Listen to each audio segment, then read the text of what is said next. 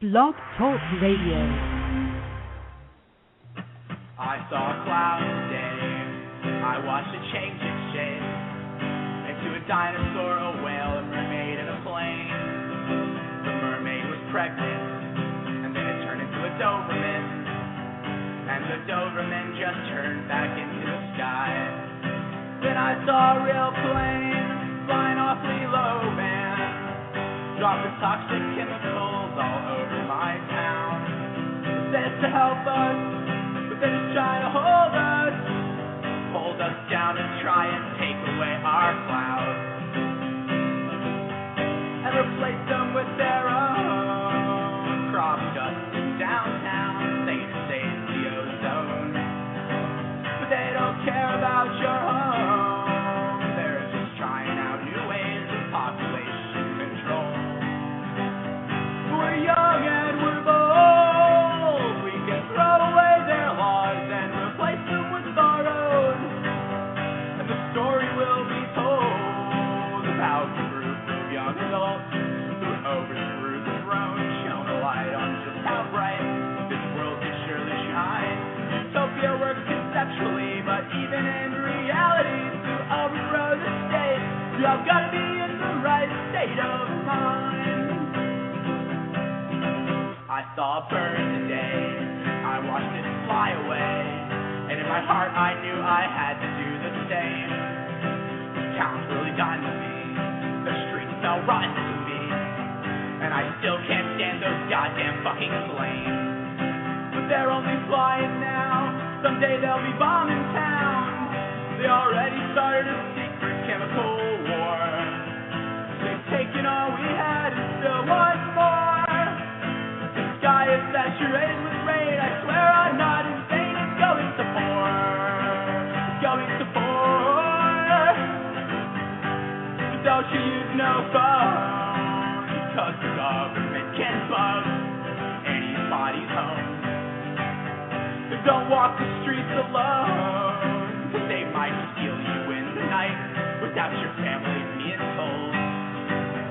But we're young and we're bold, we can throw away their laws and replace them with our own. And the story will be told about the group of young adults who overthrew the throne, shone a light on just how bright this world could surely shine. Utopia works conceptually, but even in reality, to overthrow the state, we all gotta be in the right state of mind. We all gotta be in the right state of mind. There's no telling just how far we can climb if we're just in the right state of mind.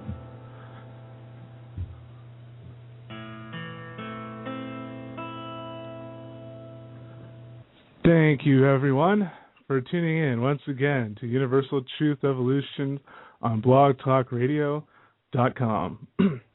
We have a great show lined up today. The topic that I'm sure everyone in here will be interested in one way or another. And we have ourselves a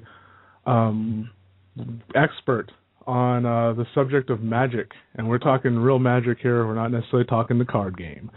So all this nice perceptions, devices of perception in order to manifest the reality that we all are here to see and that we all want. So I'd like to welcome our guest on right now, Donald Michael Kraig. How's it going, Donald? It's going great, and hello to everybody out there. Yeah, we have an active chat room as always. We aim to create community here through awareness. So we like to take questions from the chat room as well. So we'll be getting questions from there. But I figure one great place to start would just be to maybe tell the audience a little bit about yourself and maybe your background and how you're doing what you're doing now. Sure, absolutely. Well, I grew up in Southern California, and I graduated from UCLA with a degree in philosophy. And along the way, I ended up studying all sorts of paranormal and metaphysical topics, ranging from UFOs to the tarot. And I ended up getting very interested in the Western mystical tradition known as the Kabbalah, and eventually moved into the practical aspects of the Kabbalah, what is commonly known as magic. And I have, by that time I was living in San Diego, California, in the county of San Diego, and I began teaching classes down there after I was studying myself for many years. And from there, I ended up writing my book, Modern Magic, which was based on the classes that I taught down there.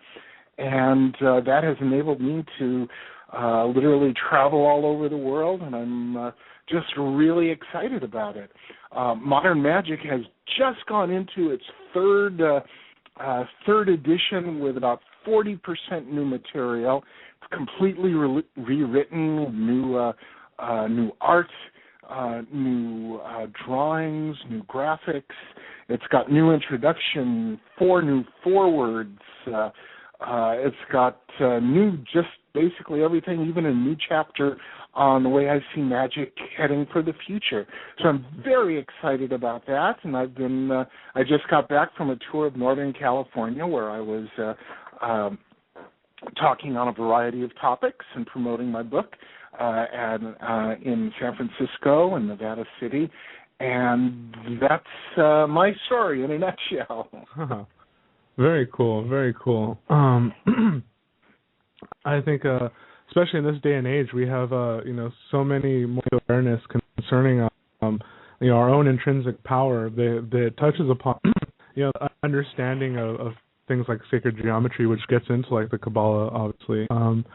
What would you say that like for a lot of people out there, I've noticed, are very much at this sort of beginning stage.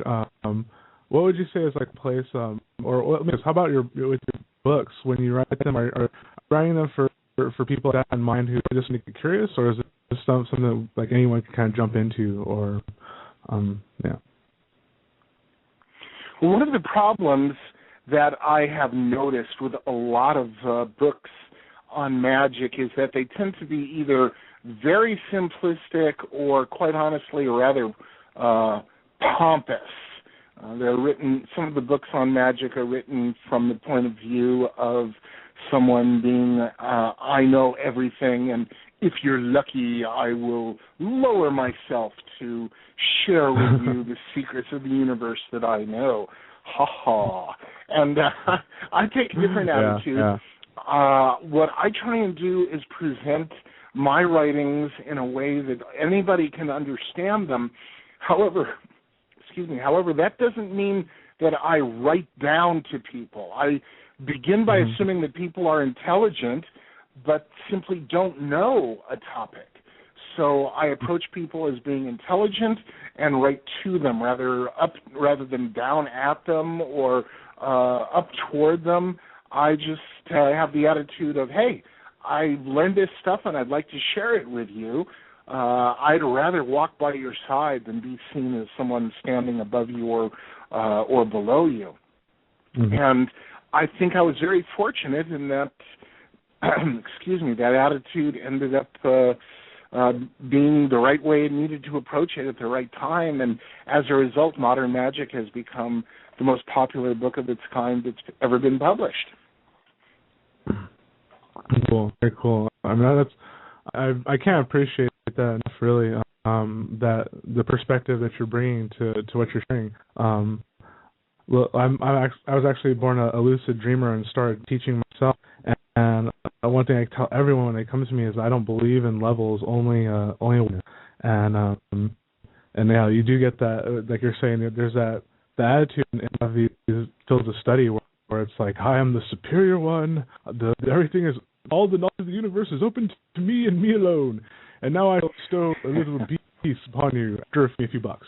So I think it's very cool when you have someone who's very much just approachable. You know what I mean? And I think that's. Well, I try to be. I discovered lucid dreaming myself, and my form of lucid dreaming, it's not the same type, I guess, as I've seen described. When I lucid dream, what happens is it always begins with a dream where something scary happens, what some people might call the beginning of a nightmare. And as soon as that happens, I realize, oh, this is a dream. Let's see where it goes. And I just end up sort of playing with it and having a wonderful time. And as a result, I honestly cannot remember ever having a nightmare. I've always had dreams that when they do get scary, I just take control of them, and it's been a wonderful way to work it out for me. Yeah, absolutely, and I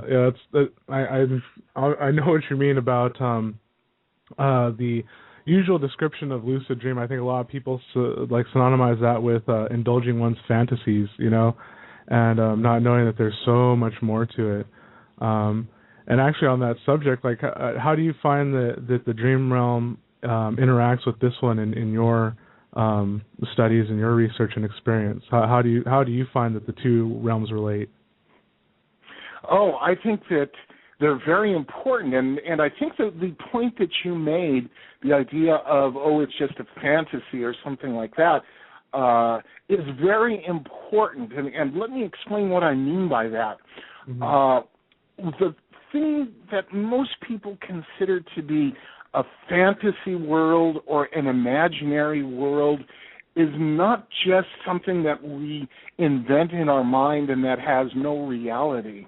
I would contend that it absolutely has a very real reality, if I can use that redundancy, it's very real just on another level. Some people might equate it to what's called the astral plane. And our imagination, therefore, is not just simply we make up in our mind, it's rather a link that can take us from one level of existence, our physical world, to another level, the astral world. And I imagine most of your listeners have heard of the concept of the astral double or having an astral representation of yourself, and they think, aha, I'm a human being, therefore I have an astral double, an astral representative of who I am. In fact, it works just the opposite way, that we exist on the other plane, and because of that, we eventually manifest on the physical. And that's one of the keys to magic.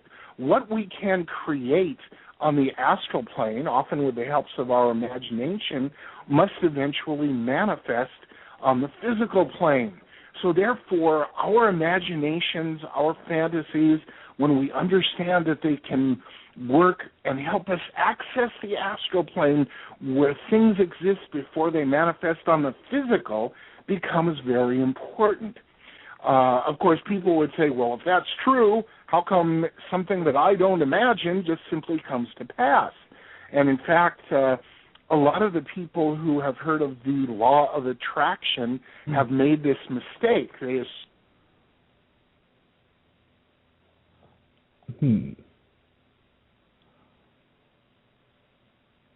Hey, Donald, you still there? Or is it me that's kicked off? Can the chat room let me know if you're hearing me or Donald right now? Okay.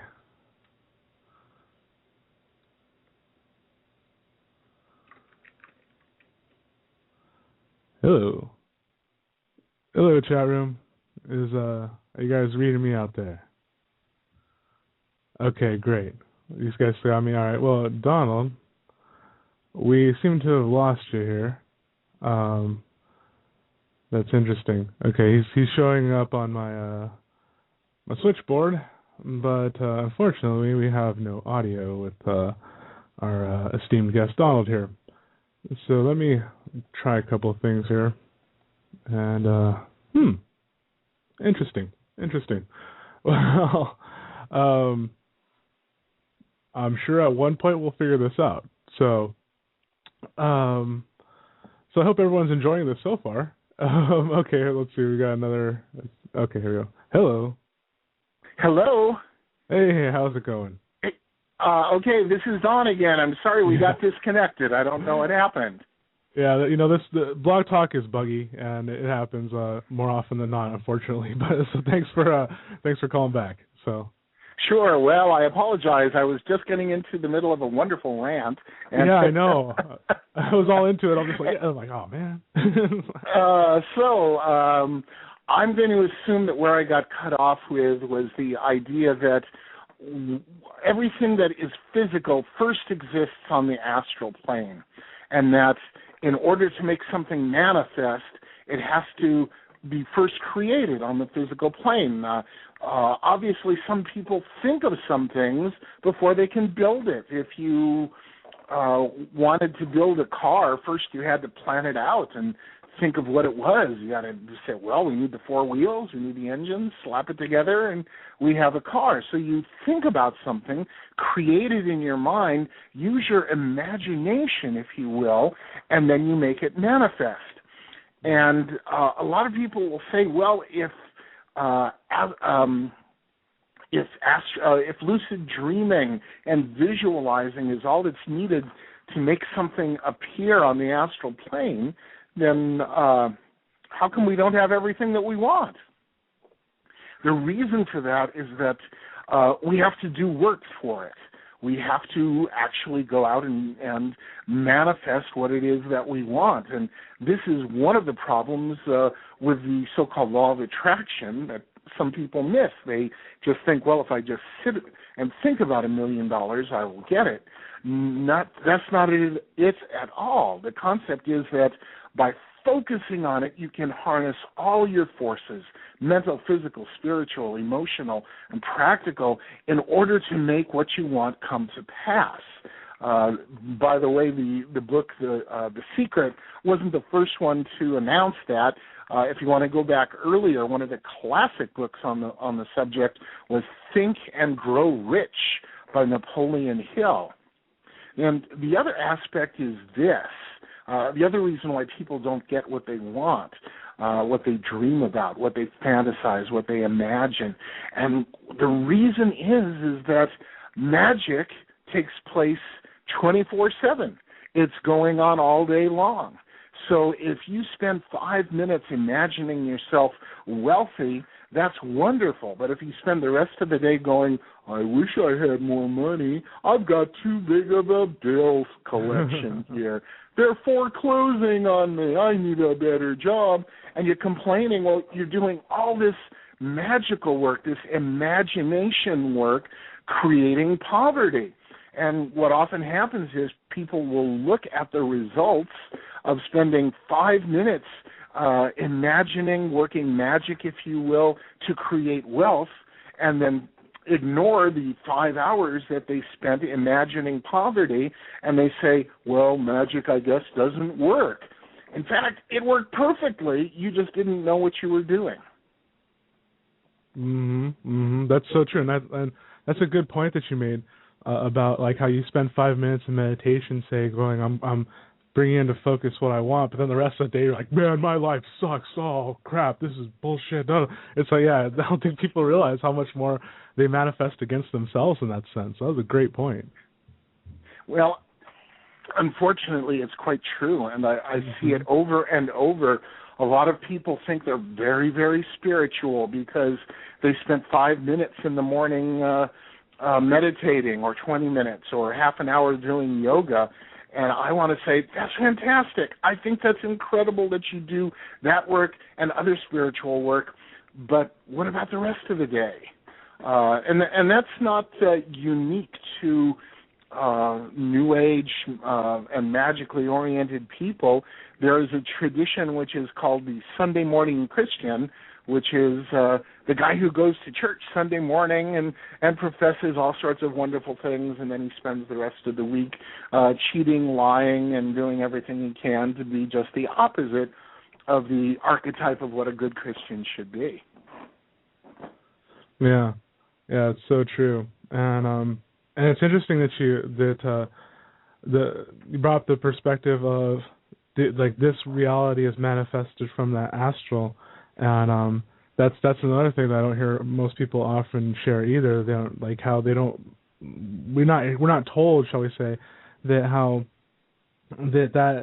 is one of the planes that kind of starts getting you towards the spiritual realms and all those other ones, and it passes through the astral, and then we're here and we manifest through our energy vortices, and so it's interesting that you said that too, because this is in my experience, how, and I'm sure a lot of people will relate to this, is how when we're dreaming, how everything seems so amplified. The fear, the joy, the sex, for that matter, all these other things. It's always just amplified, and so that makes sense how you put it in relation to those sensations that a lot of us have on the astral plane. I would definitely agree, and that's another thing. Coming back to the Kabbalah, one of the aspects of the Kabbalah when it comes to magic is to include your passion for it. As you were talking about, things seem more intense. Without that intensity, you lose a lot of the power. So a lot of people will pick up Joe's Urban spell book and think, oh, if I mix a couple of herbs together, I'm going to be able to create the perfect lover, and then they become disappointed when they mix those two herbs together and they don't get what they want. Well, there's more to it than just mixing the herbs. If that's all it was, if just waving your arms around and shouting words out was all there was to magic, then every book on magic would be locked up under the Patriot Act in the U.S. Because they would be dangerous. The problem is, or the challenge is, to bring every bit of your essence into the magic that you're doing, using the emotions. If you want to create something in your life, put yourself into it. So don't just visualize, like if you wanted a car, don't just visualize a car, put yourself in the car. What does it feel like as you're driving in that car and the wind is whipping through your hair and the radio is playing some music and you can smell that wonderful new car smell, which of course is poisonous, but that's okay. And how do you feel as you drive by and people look at you, seeing you in that new car, and they sort of go, oh, that's a cool car. And how does it make you feel? And what clothes are you wearing? And how do the seats feel against you? And if you stop in at the local drive-through, what does the food taste like as you're eating in your new car? Bringing all of these things in and making them as real as possible is something that's vitally important to bringing creative change into your life. Mm-hmm. Yeah, absolutely. And I think that hearing more about this really lets people know how strong that our cognitive energies really are, and in a sense, absolutely.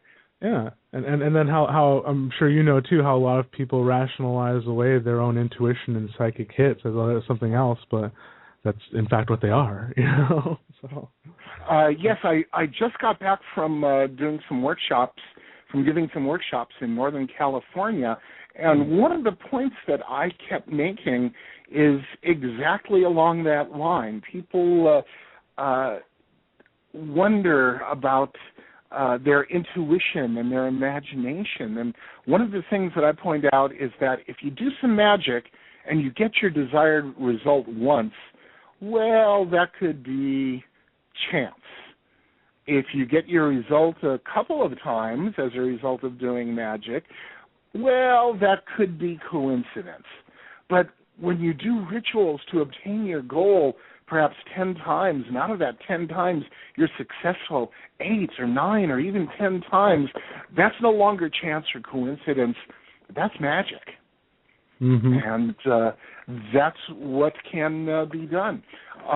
We were talking about the idea of the astral plane and bringing things down into the physical. One of the things that I like to describe, and I do go into this in modern magic, is the Kabbalistic concept of there being 4 worlds, and they interpenetrate with each other. Of course, if you look at different systems, they have different numbers of planes ranging from maybe 1 to about a bazillion. But with the Kabbalah, they talk about 4 worlds, and when it comes to using that concept, I say that I like to give this example. Let's say that you're a lecturer and you need some place to put your papers so you can give a good lecture. Okay, that's the first world. That's the world of imagination. You see something, you create the concept in your mind. And then the second world is the world of the actual construction in your mind. You can see exactly what needs to be made. Okay, I need a stand. It should be this tall. The back has to be higher than the front so that the papers are at an angle. And, there needs to be a lip at the bottom. So then you have created it in your mind. The third step is to get the wood or metal or whatever you need and put it all together. And then the fourth step, the fourth world, is to actually use it. And if you are not getting things in your life, then that means that you have left out one of those steps someplace. Now, the most common step that people leave out, or the most common steps, are the second and third ones. That is, actually seeing exactly how to put everything together and then actually going out and doing it. So, for example, if somebody is doing some form of magic, let's say for health, they can see themselves being healthy, but then they are unwilling to do things such as exercise, maybe eat a little less, or even brush their teeth regularly. Yeah, that's true, and that's very true. That I think a lot of people have the idea, they live in the I guess in a sense without the manifestation, the fantasy or the illusion, but they don't create that. They don't compile the components to manifest, like you're saying, and then take the appropriate actions. And I think it's good that's really cool that you mentioned that in here and also in your teachings, because I think a lot of people, they do skip that step, and that's like one of the most fun parts. It's like that's like the puzzle, Yes, exactly. That's another thing that I like to describe things as. I have a lot of personal mottos, and one of my favorites is, if it ain't fun, why bother? And I'm not saying that we can't take ourselves seriously and what we do seriously, but that doesn't mean that you can't enjoy yourself while you're doing it.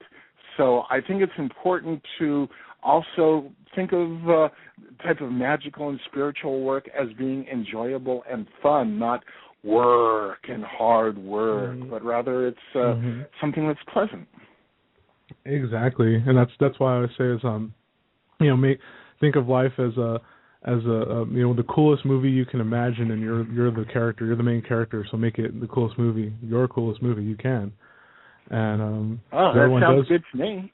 Yeah, it sounds like it, because it sounds like everyone has this whole thing, this they give their power away. You know what I mean? It's like, oh, my job, my life, and it's like, no, it's like that's in the movie, the character's going, hey, I want something different, and I'm going to go get it now. And how does that person do it, So. Absolutely. And this brings a very touchy subject. Most people that I know of originally came to study magic because they wanted power over other people. Usually they start they have some issue or something like that, and they figure, well, if I learn magic, then I can get rid of the bully, stop my parents from hitting me, stop the other guys, get a head job, get the girlfriend or whatever. It's this concept of having power over others.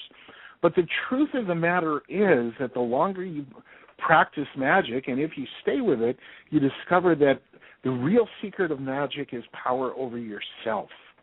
And the interesting thing is, the more power that you develop over yourself, and this goes back to what you were saying, the more people are simply willing to give up their power to you without you even asking for it. And you find yourself in a position of authority, a position of strength, a position where people are looking up to you.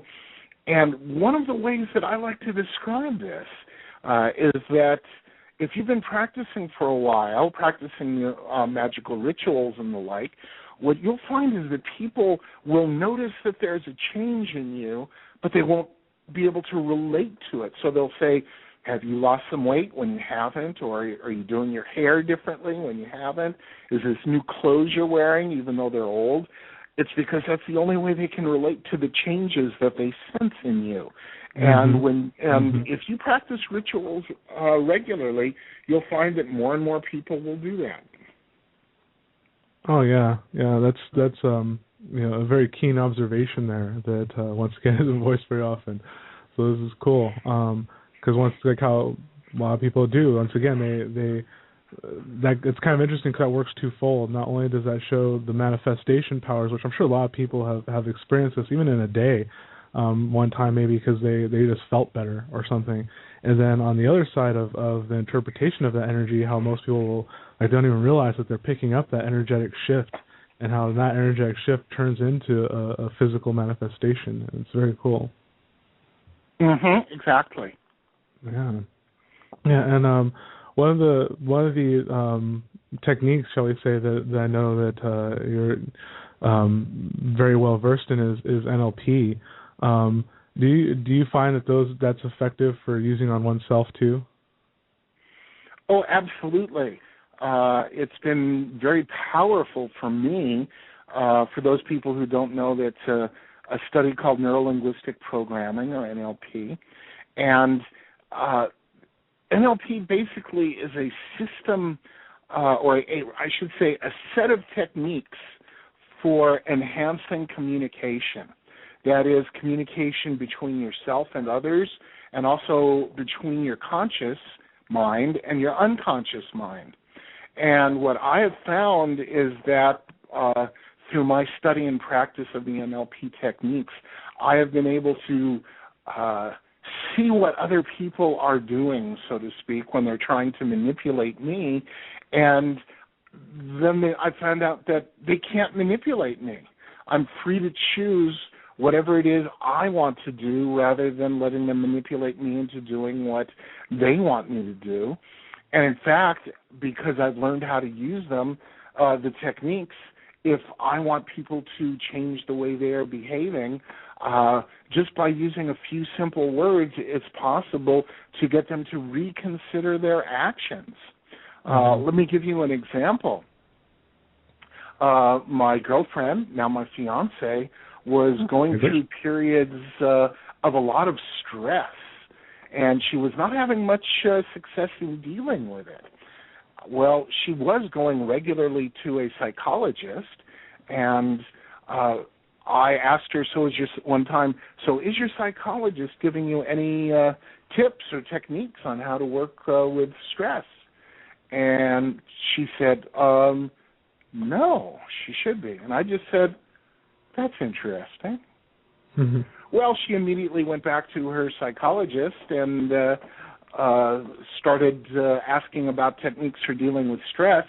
And apparently her psychologist didn't know how to deal with it because all she could do was recommend some books to my fiancé. And very soon after, my fiancé stopped going to the psychologist and went to a hypnotherapist and ended up making major changes in dealing with stress, so much so that she's really, really good at handling stress, especially work-related stress now.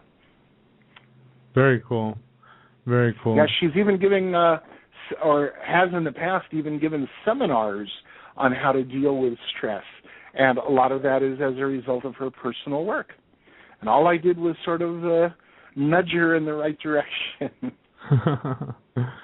Yeah, it's amazing because I don't think how people don't realize, I think we've all heard, intellectually, I think people recognize the stress as a cause of quite a few different complications in our lives, but they don't realize how that literally is manifested in our body when a lot of people don't even recognize it. You're all tense in the shoulders, tense in the arms, or people carry all this all over the place and don't realize how much more fun their life is when they just kind of get rid of the stress. I mean, and I always try to tell people how it's not necessarily, it's not like you stop caring about things. It's not that you let go of responsibilities. You just don't carry that resistance in your body and in your mind, Exactly.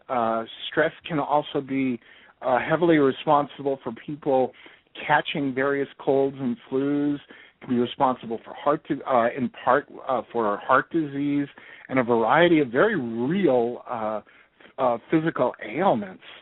And what NLP will allow you to do is separate your reaction to the stress from the stress. In other words, if something comes up that would normally stress you out, you can separate the stress from dealing with those issues that would have normally caused the stress. Mm-hmm. So as a result, you're able to deal with things much, much easier, much faster, and they don't negatively affect you with the stress. It's a bunch of wonderful techniques, and I would strongly recommend people consider looking at books or actually getting training in NLP just for the help that it can give themselves.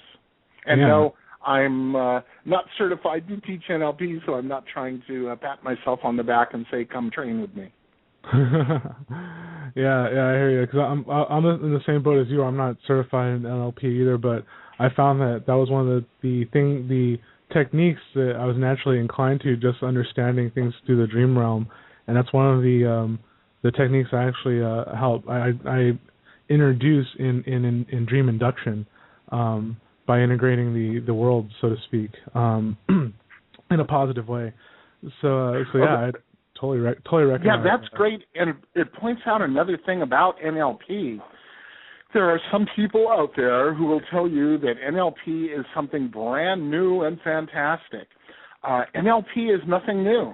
It has techniques that have been around for ages. I had learned several techniques. It sounds like you intuited something which it turns out was an NLP technique. Mm-hmm. And in fact, NLP just uses techniques that have been around for a long time. The newness of NLP is that it links them together. One of the things that there is an archetypal saying: if you get lemons, make lemonade. Well, in NLP we could call that reframing. Well, it's an old idea, changing your attitude towards something in order to get a positive look at what's going on. But in NLP, it becomes an entire aspect of things where you are literally taught how to reframe concepts from a negative outlook to a positive outlook. So it's not new, but bringing it all together, making people aware of it, that's new, and it can be very valuable. Yeah, absolutely. And I think that how we started off the conversation concerning our own cognitive energies and how people don't realize, I don't think, that how when you change your mind, that's a powerful statement. That's like, so that means you're going to change your body too, and all that stress that comes along with it when you change it in an appropriate way. Yeah.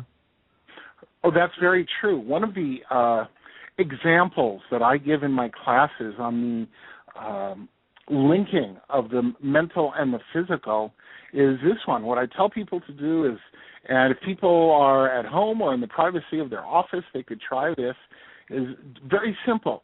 Just stand up straight, your feet slightly separated so that they're firm and make a firm basis on the ground, and then bring your shoulders back so your chest is out, tilt your head slightly up, put a big smile on your face, take a deep breath, and say, I feel really depressed. And it just feels incredibly wrong.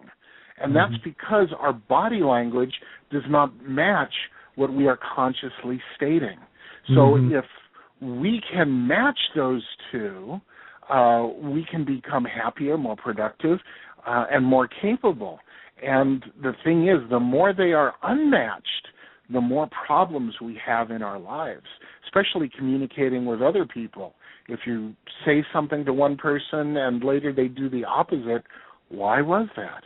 Maybe it's because you were sending them a message that you wanted the opposite, but that it was a non-word message. In fact, most of the information that we send when we communicate with other people is non-physically. It's not the words, it's the inflection of the tone, and whether we're high-pitched or low-pitched, and whether we're talking fast or talking slowly. It's all of that plus the look in our eyes, the way we hold our bodies. Yeah. All of those things provide 85, 90%, maybe more of the data somebody gets when we're saying something.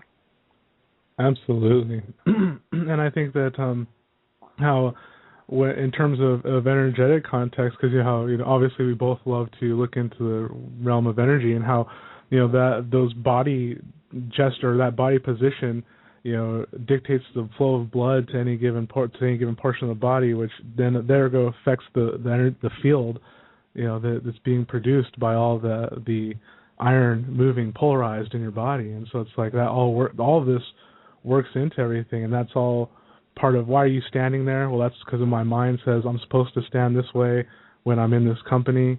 And so being aware of this and actively changing this is powerful, and so it's very cool.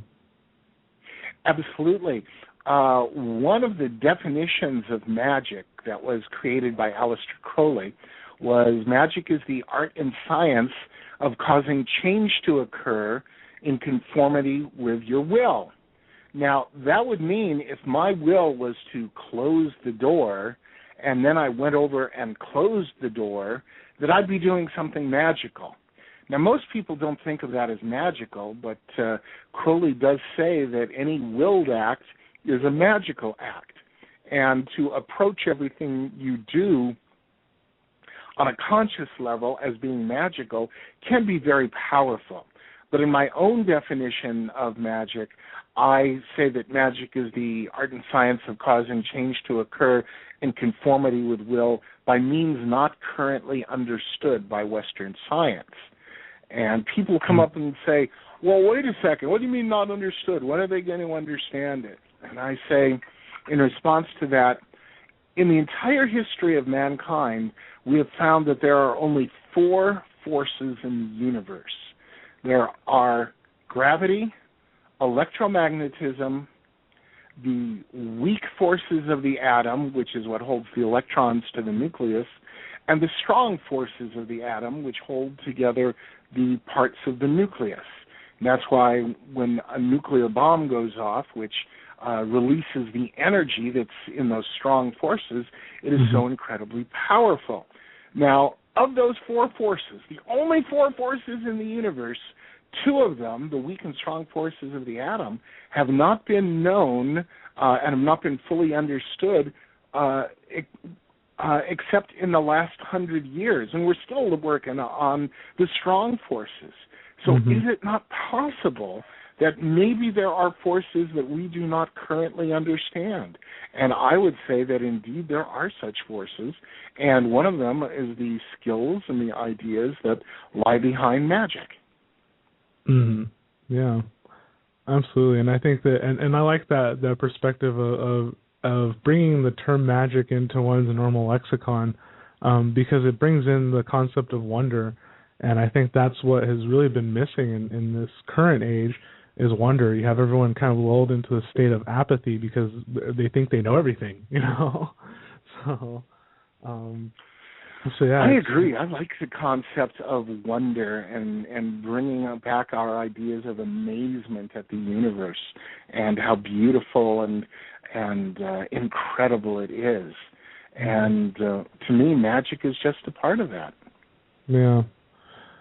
We did have a question about concerning the invocation of entities like angels and demons. And since I know you brought up Aleister Crowley, so if it would be a good segue, what's your thoughts on that in general? Or is there even any words of caution or tips for the wise, shall I say, too? Sure. Well, I think the first thing to understand is that there are 2 things which are frequently called the same thing and which are kind of misunderstood. One is the idea of what's called invocation, and the other is evocation.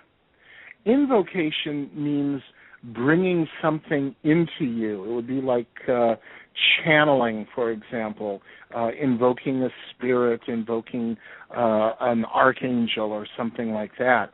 Evoking means bringing something into the open, bringing something to physical appearance, bringing something so you can see it in order to communicate with it, such as some sort of lower spirit. And as a general rule, we evoke the lower and invoke the higher. So we might want to bring higher entities so that they join with us through various magical means, such as deities, what we call gods and archangels and angels, whereas lower spirits and other entities, sometimes they're referred to as demons. We wouldn't want to invoke them, although some people do, much to their dismay. Rather, we evoke them. We see them in a magical mirror so that we can communicate with them. Mm-hmm. As long as people understand the processes of invoking and evoking, it can be done very, very safely.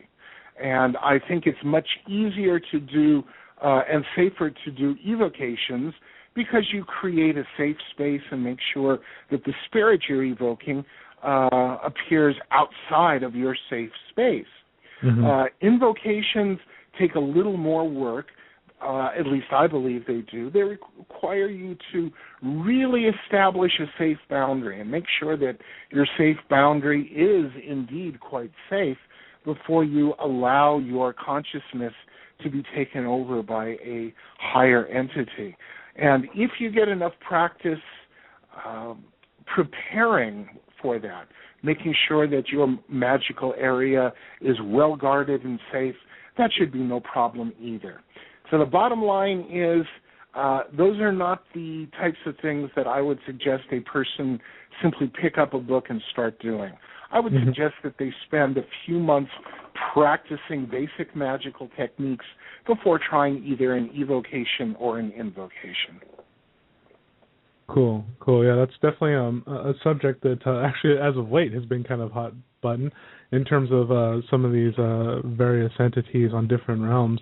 Angels, demons, whatever you want to call them. Actually, I'm just kind of curious too. What have your experiences been with either invocation or evocation? Have you had any that really kind of stood out as being a example of to or not to do, shall we say?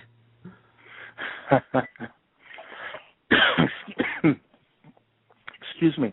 Well, I have worked in a lot of pagan traditions that do work a lot with invocation, and they invoke higher spiritual entities, which are referred to as gods, and those have been very, very safe. The interesting thing about those is that they are very frequently oracular. That is, when someone allows a spirit to come into them, they can make comments about potential futures. And this is a technique that goes back to the Oracle at Delphi, where they would literally alter their consciousness in order to be able to contact their higher self and make predictions of what can happen in the future. Evocations, on the other hand, have been quite different because, remember, as I said, you invoke the higher and evoke the lower. Mm-hmm. You can find that spirits that you evoke into a magical mirror, that's a mirror where the background of it, instead of silver, is painted black. Evocations, so you can see a spirit in that. Sometimes the spirit can look quite nasty, and you have to tell the spirit to, hey, change into a nice form there, dude, so that you don't scare people to death. One of the instances that I found most interesting, and I still remember, I was working with another person. I was doing the magical rituals, and she was spending her part of the magical operation looking into the mirror. Well, I kept saying, do you see anything? Because that's part of the ritual. You ask the person who is looking into the mirror if they see anything. And she kept saying, nope, which was odd because we had worked together and were always successful in the past, getting a lot of interesting information. Well, I kept asking, and I was getting nothing. And then all of a sudden, she grabbed my arm, and she said, it's over there. That is, the spirit had appeared not in the mirror, but it was outside of the circle, and it was forming in some of the incense smoke that we could see. Well, luckily, I have spent years by this time doing rituals that make your area safe, and the entity could not come at us. It could not get to us. But what I did was, first I ordered it to get back into the mirror, and when it wouldn't do that, I used more powerful weapons in the the armory of the magician. And finally, I was able to command it using a magical sword to get back into the mirror, and from there I banished it back to its own home. But for a while it was kind of scary because we had no idea what it was going to do. It would be sort of like if you were outside of a prison and you suddenly saw somebody in prison garb right in front of you. Well, are they going to be nice? Are they going to attack you? You don't really know. So the best and safest thing to do is send it back to where it belongs. Mm-hmm. And there was a question about something accidentally or deciding to hang around you for a while. Do you have any words of wisdom to help with any of that might potentially come up? Something kind of gnarly just feels like, or just annoying, honestly, that just feels like hanging around. Yeah, absolutely. In my book, Modern Magic, I have a whole ritual that people can do, which is called the IOB ritual. IOB stands for Identify, Objectify, and Banish. And the basic idea of the ritual is that you identify what it is that is bothering you. Excuse me. Whatever the spirit is like. Then you objectify it. Give it an appearance. Make up the appearance in your mind. If you want to, you can draw it. Make it as realistic as you possibly can. It doesn't have to look like the actual creature, but it can look like anything you want it to look like because it's just a physical representation. Mm-hmm. Then you make your magical circle, and while you are in there, you visualize a cord going between yourself and this physical representation or this imagined representation of this unwanted entity. You then take a real or imagined scissors and cut the cord, and then use energy which you have learned how to develop over weeks or months of training, and literally push this entity outside of your circle, and then you do another banishing, which keeps it away and sends it away for good. So it sounds a little bit complicated while trying to describe it over the phone here and over the air, but if people pick up Modern Magic and they look at the section on the IOB technique and they do the work that leads up to it, they can usually get rid of such things very quickly. It's not a problem at all.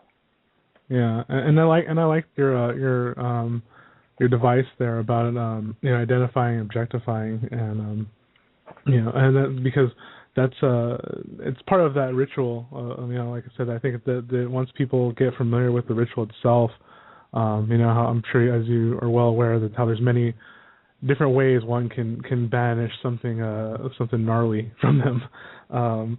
But that's cool because I think this is something that you're not going to get in school.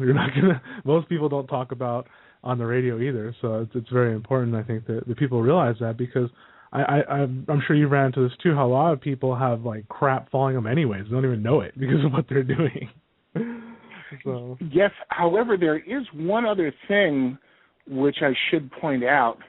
There's another type of entity which I guess the best way I can put it is it just loves energy.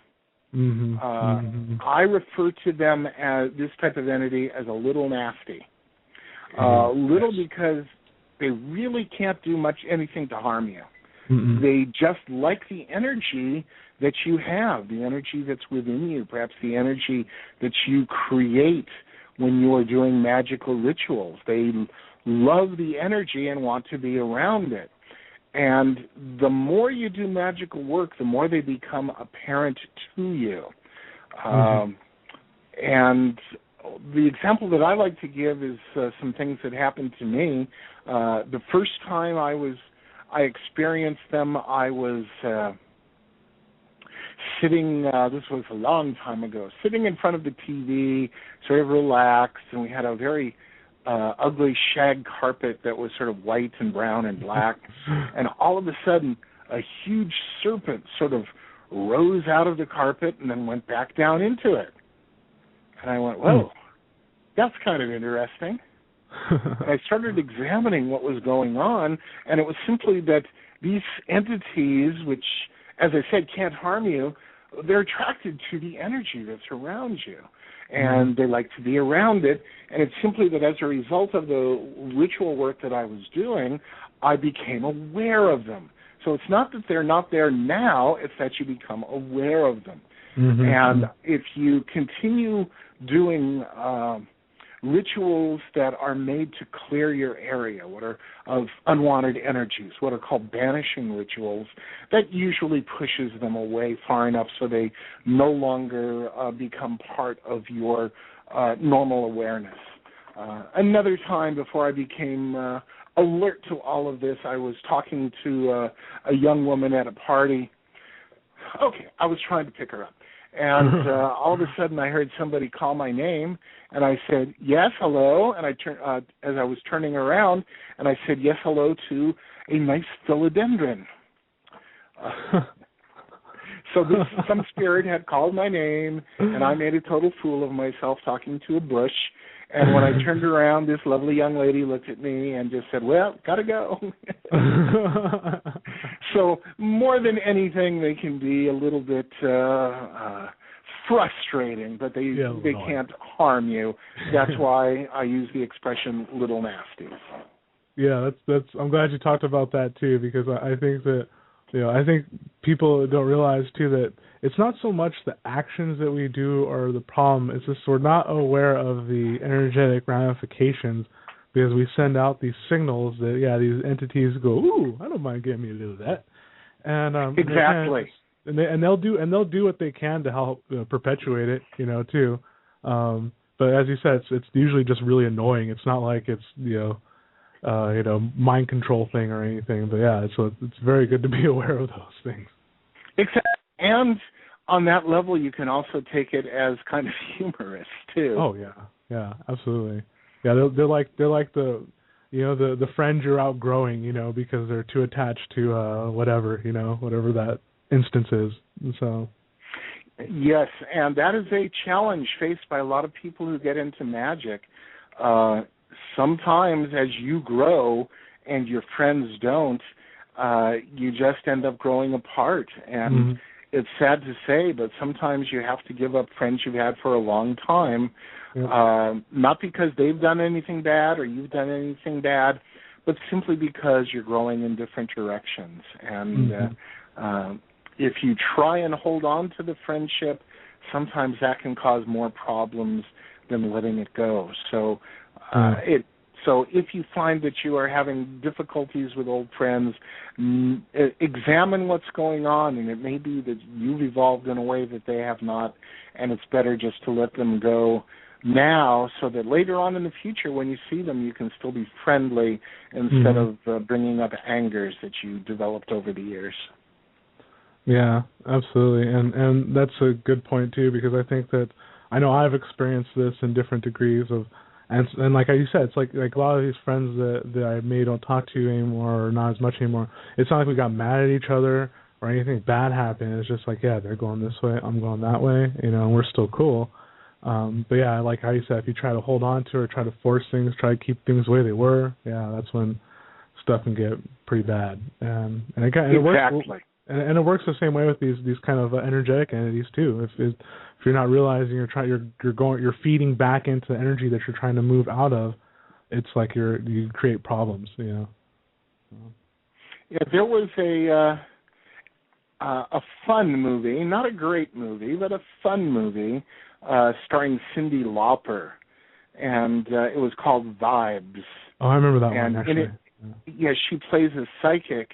And she really struggles because in her form of psychism, she has one person who she would communicate with from the other side, and that entity ends up abandoning her, and she feels totally lost.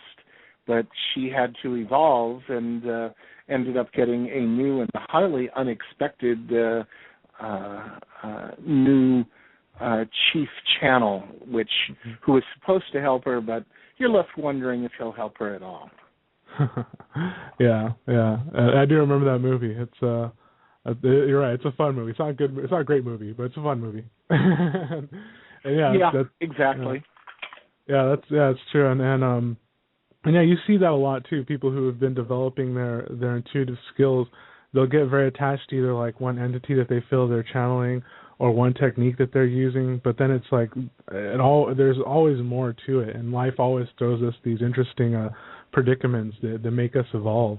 And so it's good to kind of cross train, as I call it. Absolutely. And another one of my mottos, as I like to say, is you don't die when you stop breathing, you die when you stop learning. Mm-hmm. Absolutely. And I know lots of people who are breathing and eating and pooping and everything, but they've stopped learning, and it's like they cease to move on, and it's rather sad. Yeah. So we're at the top of the hour here, and traditionally we take a quick musical break, so that way we give you a chance to grab something to drink or go to the restroom or something, as well as our audience. So we're going to play about a 4-minute song here, so feel free to get comfy. Sounds good. Everybody, don't go away. We'll be back soon.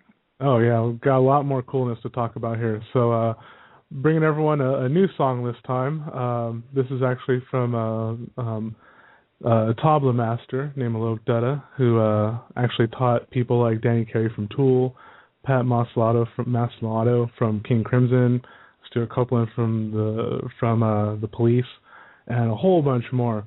And I know everyone digs on the, shall I say, a tantric beat of drumming. So this little ditty by Alok's called Bodhivice, so I hope you guys dig on it.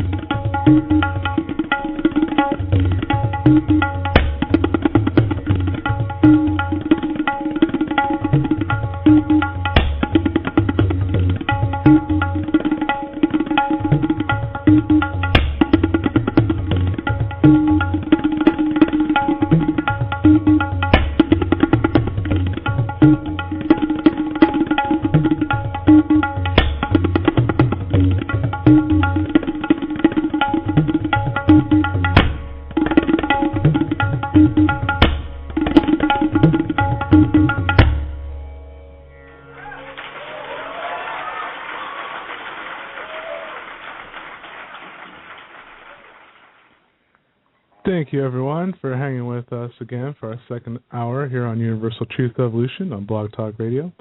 That song was A Boat of Ice by Alok Dutta, and go ahead and head to alokdutta.com if you're interested in picking that up and hearing hours of amazing tabla music there.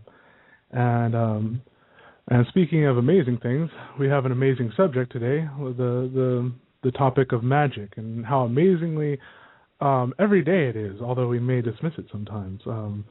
So we have ourselves a great guest here today, very insightful, is Donald. And so thanks for being here with us again, Donald. Thank you very much for having me. Yeah, it's been a very informative first hour so far. It's been great. And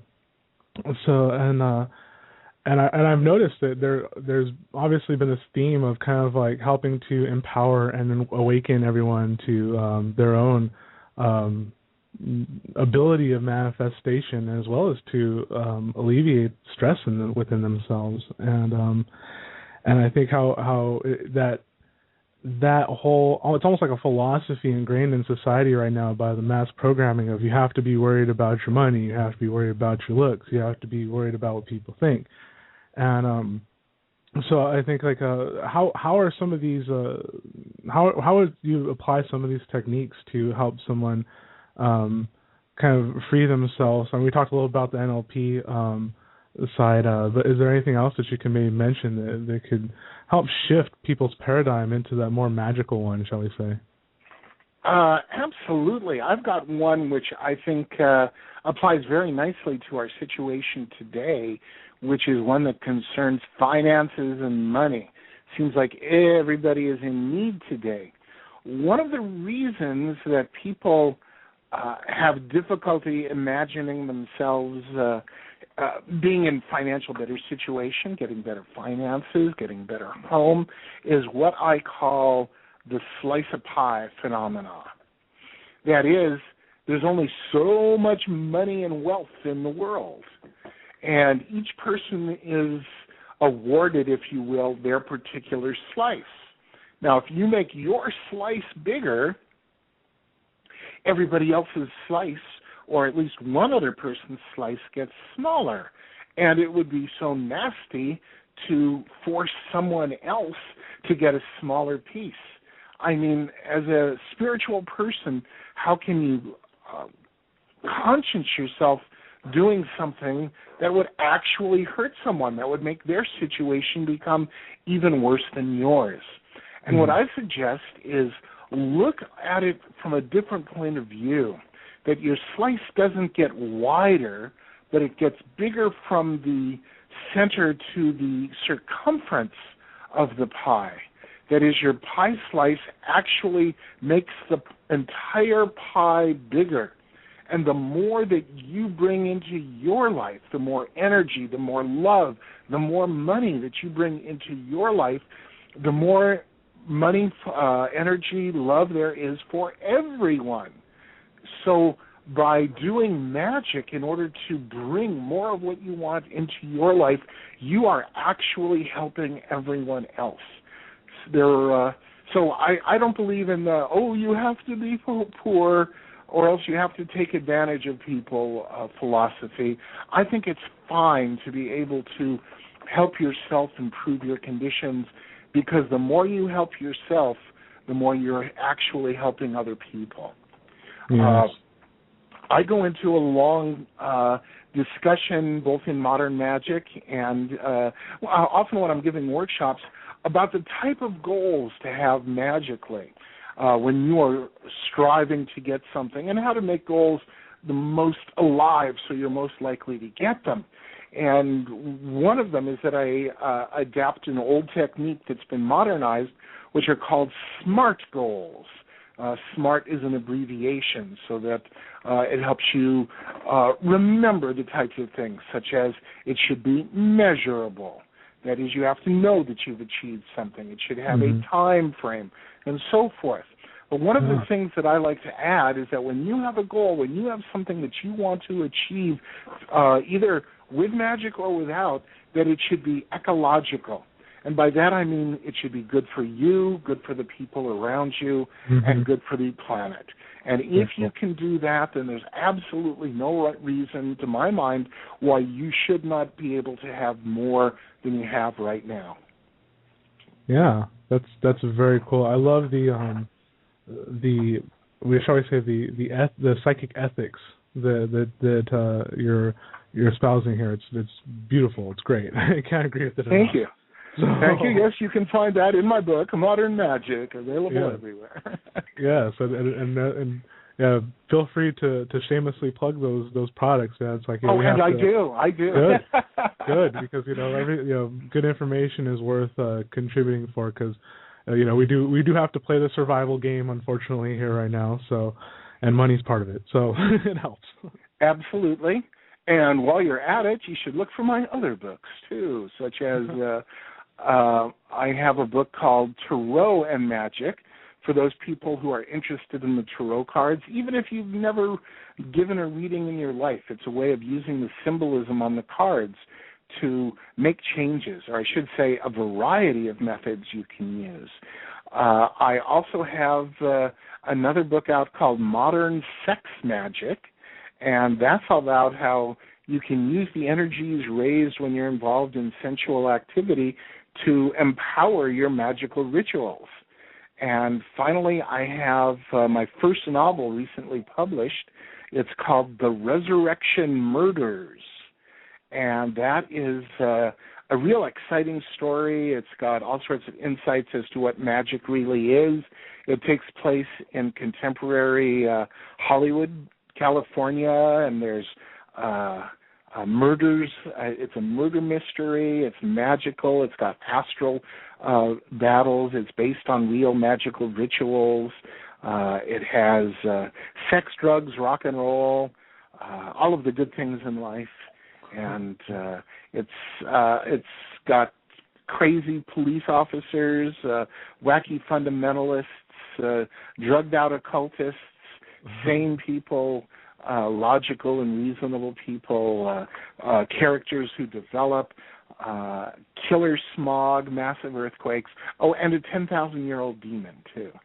So that's called The Resurrection Murders, and you can get that directly from like Amazon.com.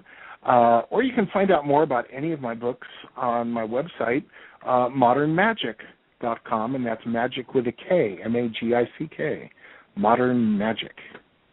Very cool. End of plugs. Well, I'm glad you did, because that gives us a nice list of topics to start kind of going down too. Sure. And it's interesting. One of the things that one of your books there that you brought up, which Modern Sex Magick, which I find is obviously an interesting subject for so many reasons, but at the same time, it's another one of those things that just the sexual energy in general, I think, is something that needs to be more discussed because of all the repression that has gone on in society. And well, I agree very, very strongly. And I include not just the practical aspects of it there, but I give a very involved and documented history about how things evolved. And over especially the past 100 years, even though we've opened up about sexuality and sex energy, it's still very, very closeted, so to speak. Mm-hmm. When I give workshops on sex magic, I begin by saying words like penis, vagina, and people end up laughing at that. And I said, oh, it's good that you do that, because we're not used to people just out in the open saying words like that as part of knowledge and wisdom and concepts like that. And by talking that way, people respond by becoming nervous, and they release their nervous energy through laughter. So I encourage people to laugh. And besides, if we looked at each other having sex, we'd think it was funny too, as well as being fun. So there's nothing wrong with laughter on that. In regards to the energy and the understanding of sexuality, it's just astounding. 150 years ago, the doctors and psychologists were discussing whether or not women were capable of having orgasms. They really were. They didn't understand the mechanism.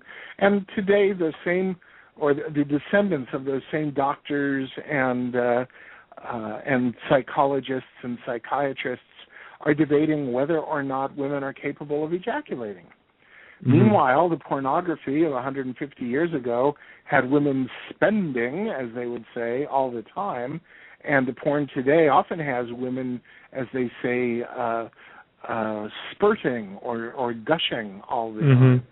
So apparently the pornographers are somewhere around 100 years ahead of what the doctors and psychiatrists tend to acknowledge. Yeah, that's so true. And it's funny too, because the pornography or porn industry is once again, in, like you said, in the forefront, like they are in terms of even technology, because they're the ones that use all the media stuff first, like the 3D cameras and all that other stuff. So I think that's funny, especially, but it's funny, but it also figures because it has to do with that root energy, the root chakra energy, and then that then moves up into the second of creation, and so you have these creative energies that ping off of each other like crazy, and they don't understand they're supposed to create something other than a baby. You know what I mean? Exactly. Not only that, but for some people, sexuality is basically a sneeze. We talk about how years ago, the Queen of England told her daughter, when it comes to sex, just lie back, spread your legs, and think of England. And that was it. And the men were sort of wham, bam, thank you, ma'am. And today we laugh at all of that, but Masters and Johnson, about 40 years ago, said that the average duration of intercourse from the time, not including the foreplay, but the actual intercourse part, is 2.5 minutes. Mm-hmm. Now that means if you've been with a partner and you've lasted, 4 minutes or 5 minutes, then somewhere some poor woman has only been having sex for 15 seconds. Mm-hmm. Seems rather unfair. So I believe we need to understand the energy of sexuality and the physical principles of sexuality, so that we can have enjoyable and spiritual and magical experiences of it. Yeah, absolutely, and really kind of accept our own energies. I think that's one of the things that I see a lot of times too, is that we're so conditioned that this is appropriate sex, or this is appropriate affection, and this isn't, and it has nothing to do with how we truly feel. That's absolutely correct. When it comes to sex magic started becoming popular during the last phase of the Industrial Revolution, the late 1800s and early 1900s. Now, the philosophy of the industrial and mechanical revolutions ended up pervading even sex magic. So the focus became on everything physical. It was on the fluids. It was very sexist because, and it was like, the man does this and the woman helps. And then the man does this and the woman helps. Then the man does this and the woman helps. And what I discovered through a lot of research and going through all sorts of books and writers and even college thesis papers was that there was an entire other trend which worked in regards to the sexual energy.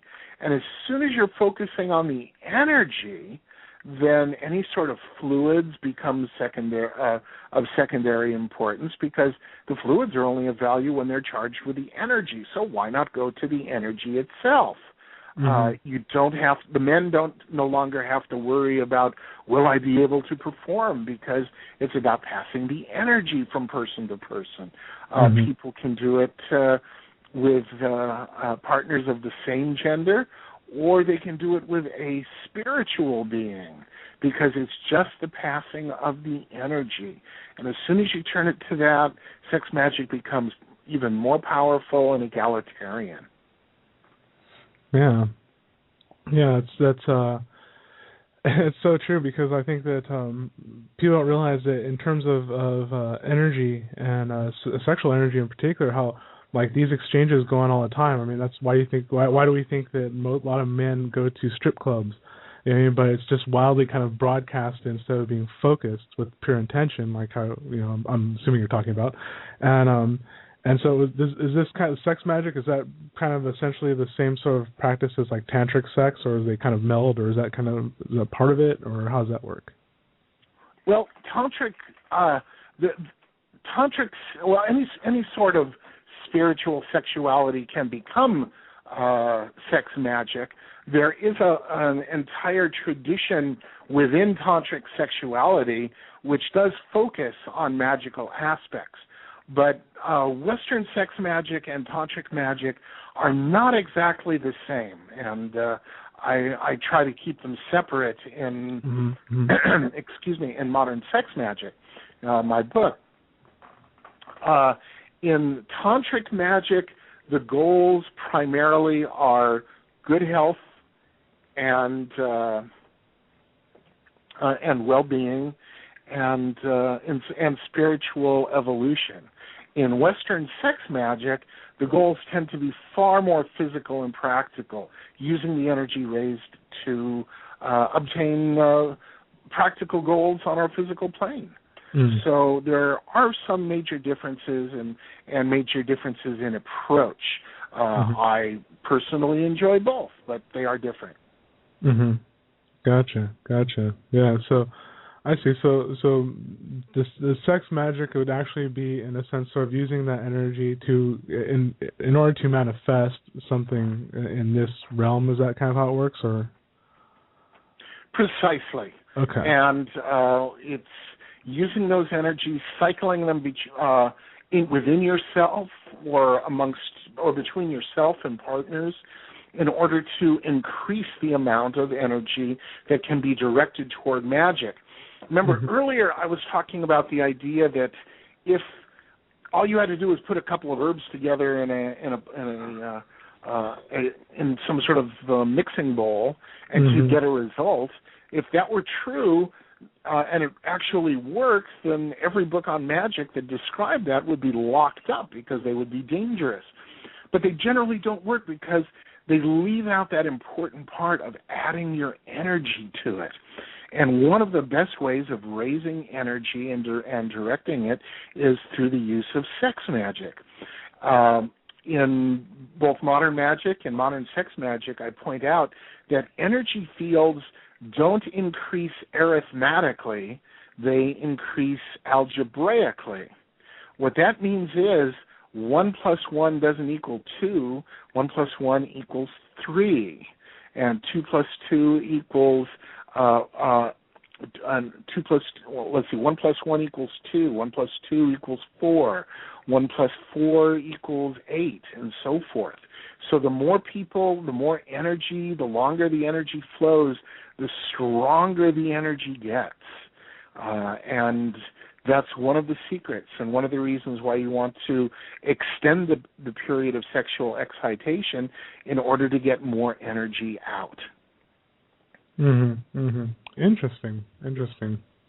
I think, nice. It's good that we discuss this subject because I think because of that taboo, I think it's always the whole, oh, naughty, bad. But it's kind of like, just saying like, yeah, there's been many analogies in terms of like, the object itself isn't dangerous; it's how it's used. You know what I mean?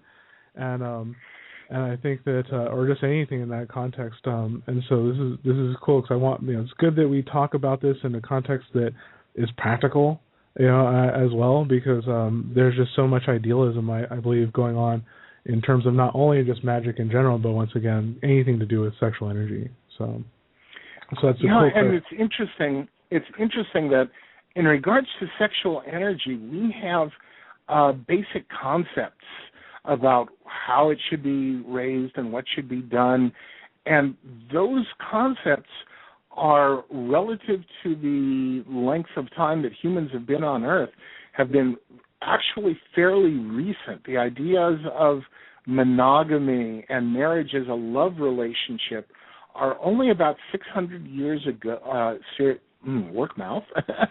only about 600 years old. It goes back to what was called the concept of courtly love. And before that, marriage was primarily a form of establishing ownership. I marry you, I get a certain amount of crops and a certain amount of land and a certain amount of money and so forth. And that's why those things were, marriage was very important as a legal contract. But when it came to love and romance, both the husband and the wife, it was expected that they would have romances outside of the marriage. The marriage was for procreating children who would get all of the inheritances, but love, romance, that was something completely different. Over time, however, they have come to be equated over the past few hundred years. And it's quite interesting, and to simply say, oh, no, it's all different and you shouldn't believe that way doesn't work. People will believe the way they want to believe. But it is something that people should consider, that it wasn't always this way. Yep, that's true. And I think that, you really need only look to things like divorce rates or polls where they talk about those who have, quote unquote, cheated on their partners to know that it doesn't really seem to be in the nature to be like, oh, I'm only thinking about one person. You're almost a freak. It's like you're a stalker. It's like only one person is always on my mind. It's like, when did that become like the benchmark of healthy? You know what I mean? And let alone absolutely. In fact, right now the divorce rate is about 50%. Yeah. And people talk laughingly about how they practice serial monogamy. And look what happened to our president, President Clinton. He was attacked by because he got a blowjob. Yeah. And the people who ran everything, there were 4 people in Congress who were running the assaults on him. 3 of them at the time were having extramarital affairs. One of them ended up breaking up with his wife while she was recovering from cancer surgery. He gave her divorce papers and let her know that he was divorcing her so he could become married to his assistant. I mean, people talk a lot about how high and how moral they are, but I tend to question a lot of it. Yeah, absolutely, I can't agree with you more there. And I think that the ideals of all this really, like how you said, it was a business arrangement, and then all of a sudden it's like these are the ideals of society, and then it's like people let those we've let those kind of take over our emotions, or kind of dictate our emotions, and say like this is right, this is wrong. When, like I said, in the nature we're at odds.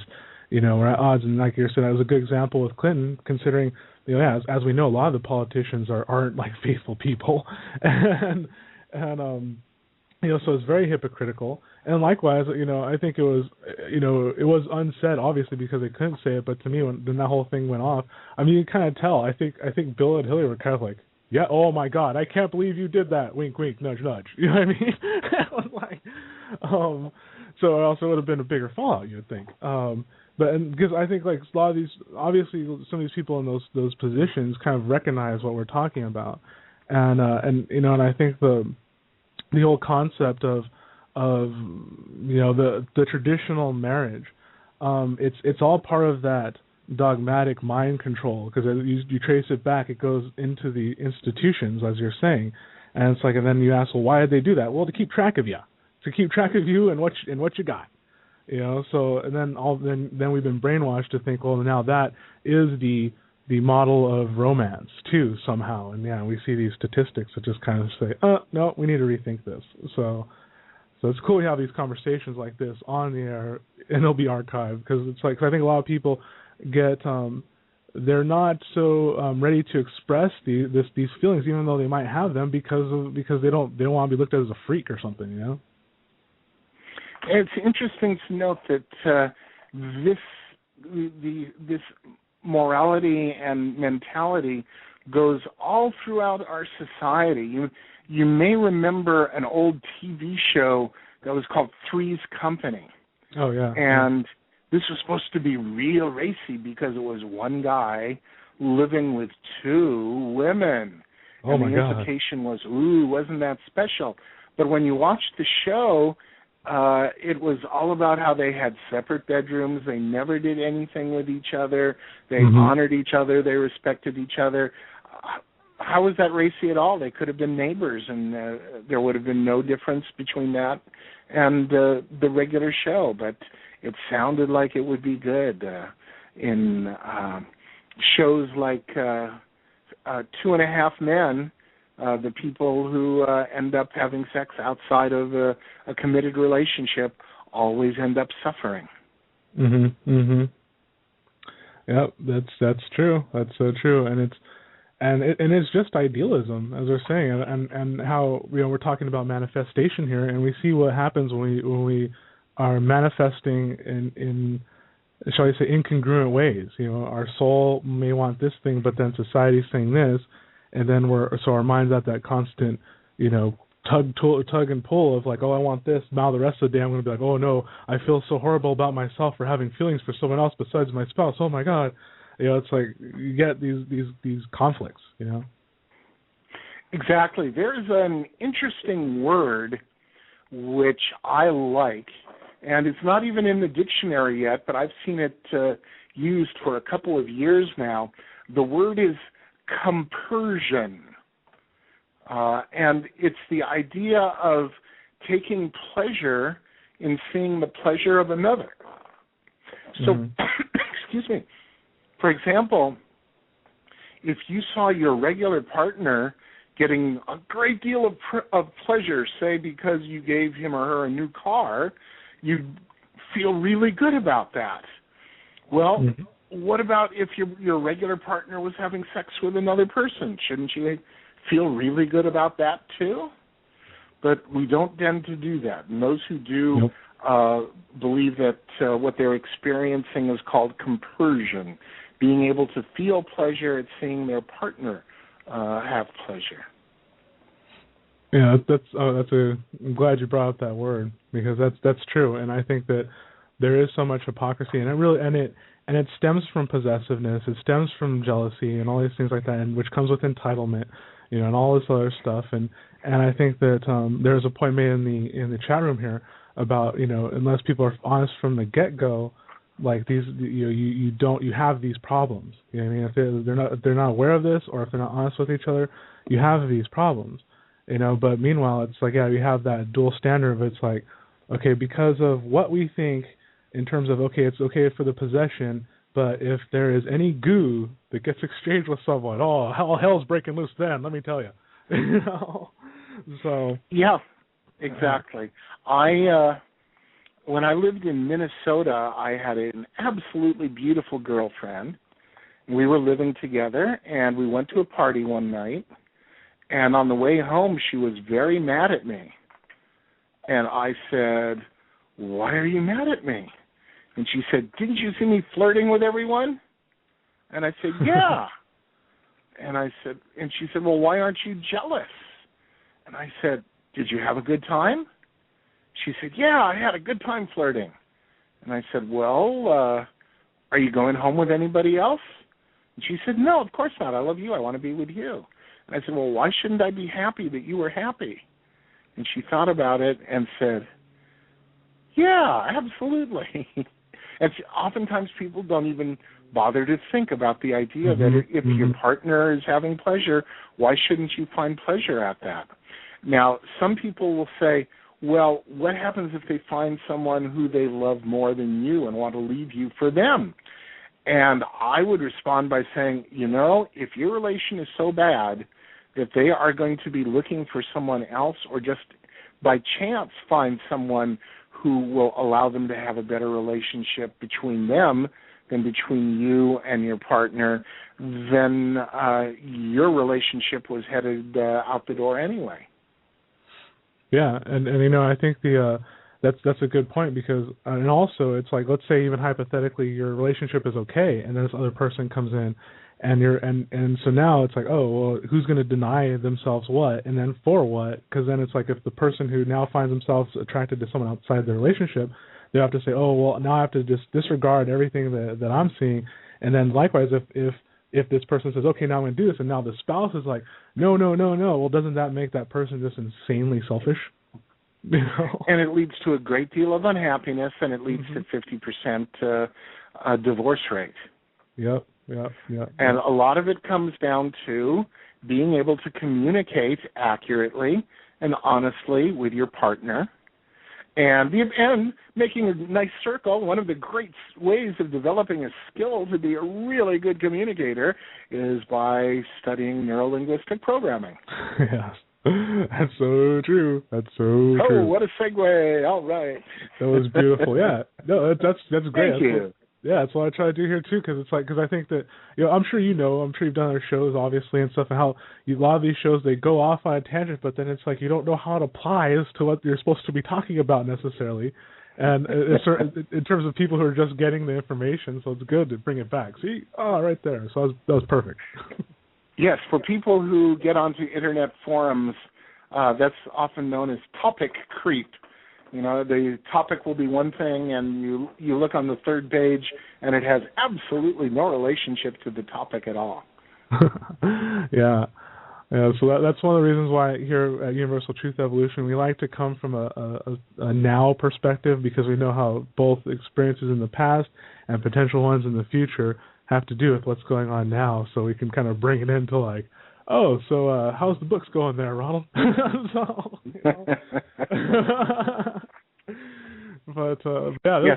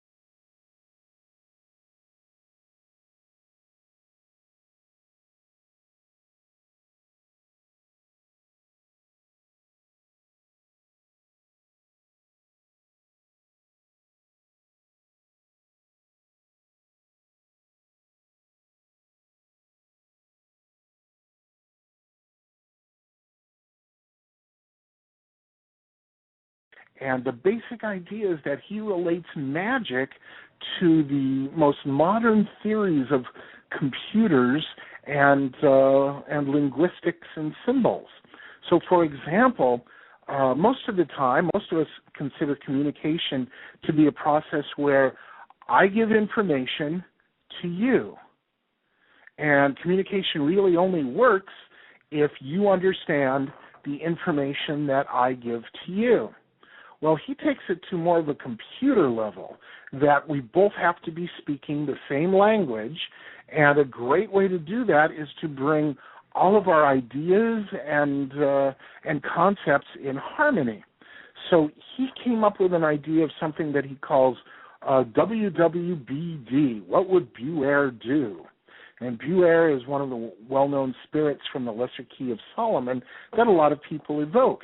So if you wanted to do a magical evocation, you would spend maybe a day or a week asking yourself, what would this spirit do for everything that you do? For example, when you're getting ready for breakfast, what would Beware eat?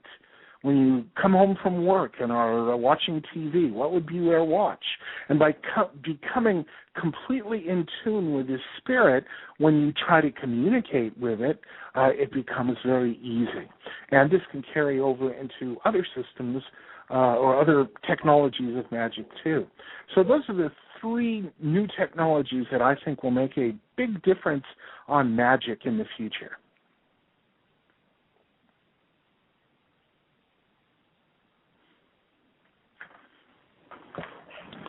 Hello.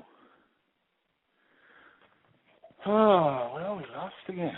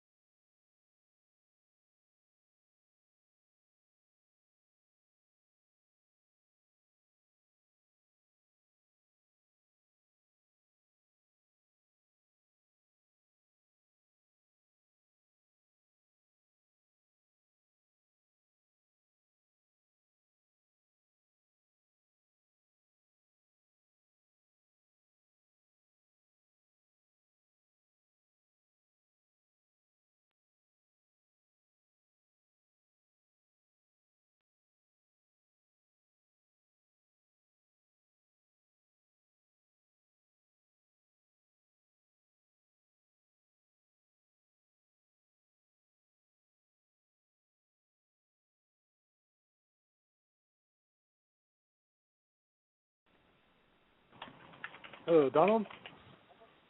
Yes, hello. Hey. Apparently Blog Talk just went like crazy there, and actually I had to call back in myself. So I'm not even on my, I usually do the show from my computer, but yeah, Skype had some gnarliness happen there. So we'll see if anyone's even... well, then I'm not the only one. Too bad. Yeah. It happens every time I go on a good rant, I guess. Yeah, I know. It's just right when everything starts going. But well, at least we're back here for the last 9 minutes, so that's good. Okay.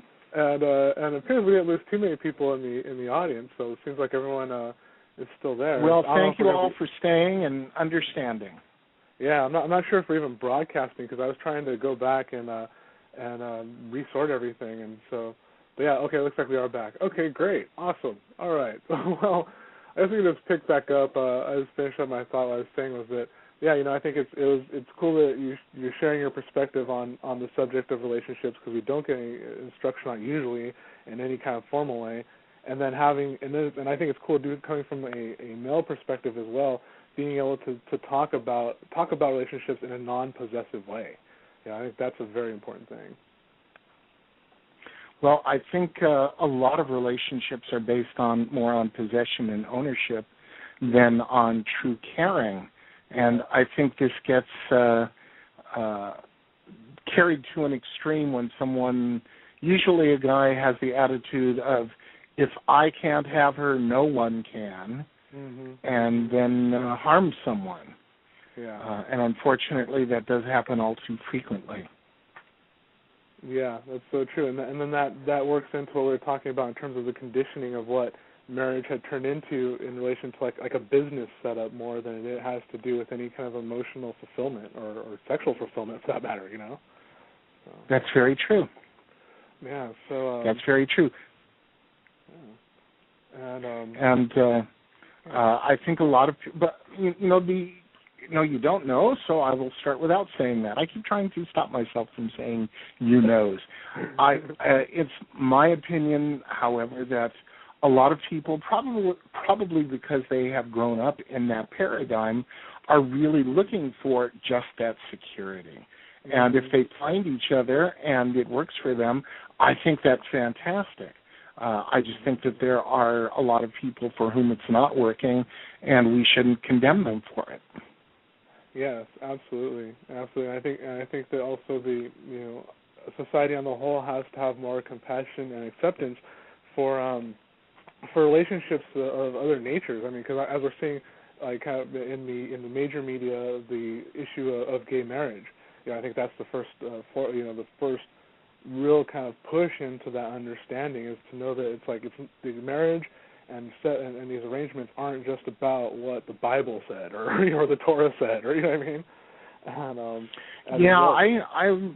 I'm reaching a point where I'm sort of finding that whole argument rather boring. I mean, why is anybody arguing over it? If you get if somebody wants to marry somebody else, let them get married to them. Yeah. If you went to a group of people who were hardcore anti-gay marriage and said, okay, everybody who's married stand up, and then say, all right, all of you who are going to get a divorce the minute gay marriage becomes legal, please sit down. I don't think any of them are going to sit down. It's not going to affect anybody's life, except for those people who want the rights and privileges that are given to them when they are married. Yeah, and as we're seeing now, the whole, you're even seeing the logistical argument of that fading away in terms of a lot of people, or some people, how they had that argument, but now it really is just turning into the dogma thing, which gets into all, the dogmatic argument of, God said man and woman. It's like, well, how do you know that? Let me ask you that. And it's in the Bible. Well, where did that Bible come from? And then we get into that whole thing. So yeah, and I think it's time for all of us to evolve our capacity to actually just share affection, not even just necessarily like sex or sexual energy, but just affection, because that affects all of that, I've noticed. It's like everyone inhibits their own ability to just give friendly affection because they feel it's wrong because of these rules, supposed rules. That's very true, and affection, including physical touching, Even just hugging is very important for our health and well-being. Going back to the idea of energy, and that we need to share energy with other people in order to stay healthy. Yes, absolutely. When I lived in St. Paul, Minnesota, and in the winter, it became so cold that all living things that lived outside, the plants and animals, would either go away, go into hibernation, or die out. And we had, where I lived, what were called skyways, where you could go from one building to another. So I could go from my apartment to a complex where they had movies and restaurants and all. I could literally travel all over the city indoors. And people would talk about how you could get cabin fever. Now, why would you get cabin fever? They said, well, from being closed in. But I wasn't closed in. I got to travel all over, but I still started to feel uncomfortable. And I believe that the reason is because all of the energy of the plants and the animals that we were used to from spring to fall was gone now. Mm-hmm. So it wasn't that we were locked in, it's that the energy paths that we were so used to experiencing was either greatly diminished or gone. Yeah, absolutely. And I think that a lot don't realize how when we look at something, even just glancing, like, oh, the sun looks great today, or the sky, it's great weather, that uplifts your mood, which really releases hormones and stuff into your body, which really starts encoding into our DNA. So it's like, yeah, it's real. I think people dismiss things like that too easily as being kind of just all in the mind or not hard science, or like things like that. And it really is. Absolutely. In fact, there's a winter disease called SAD, seasonal affectional disorder, where people start to feel depressed during the winter, and the way they treat it is by giving them lamps that have the full solar frequencies, the full lighting of the sun, and they are supposed to sit under these lamps for a couple hours a day.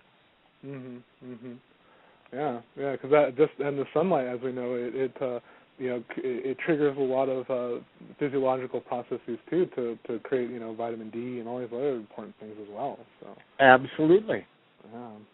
So, but we're just about out of time here. It's kind of too bad we missed a little chunk there, but I'd love to have you on again sometime in the future for sure. Well, I would love to come on again anytime. Great. So if you want to go ahead real quick, just let everyone know where they can find you and your amazing products, and maybe any seminars you have coming up or anything as well. Sure. I have workshops coming up in the Southern California area in Los Angeles. I'm going to be in Central California in San Jose later this month for PanseaCon. Best way to find out about what I'm doing is to go onto my website, which is Modern Magick. That's MAGICK, modernmagic.com, and just go to the section on appearances and where I'm appearing. You can also find out about my books there and all sorts of, and there's links to the various blogs that I do. So I would love to hear your comments and hope to see you sometime in the future. Great. And thanks for hanging out here, and thanks for putting up with the technical difficulties there. And thank you, everyone out there in the live chat, for sticking around, and also in the archives, too. Be sure to check out universaltruthevolution.com for our upcoming shows and all of our archives. And there's going to be always great guests on. We're going to be talking to Dr. Goldberg on Thursday concerning Egypt and some of the interesting artifacts, and probably talk a little bit about what's going on there in terms of just, the politically, I guess you can say. But thank you, everyone, once again for tuning in, and we'll catch you all next time, and thank you once again very much, Donald. Thank you. Bye, everyone.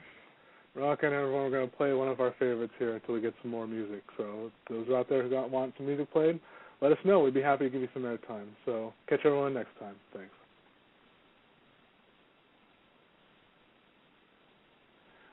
If it actually plays. Okay. Well, see, here's one of those problems with Blog Talk again. So I think we'll just okay. All right, everyone. No show this time. No music this time. We're just gonna have to cut it out. So thanks everyone for showing up, and we'll catch you next time.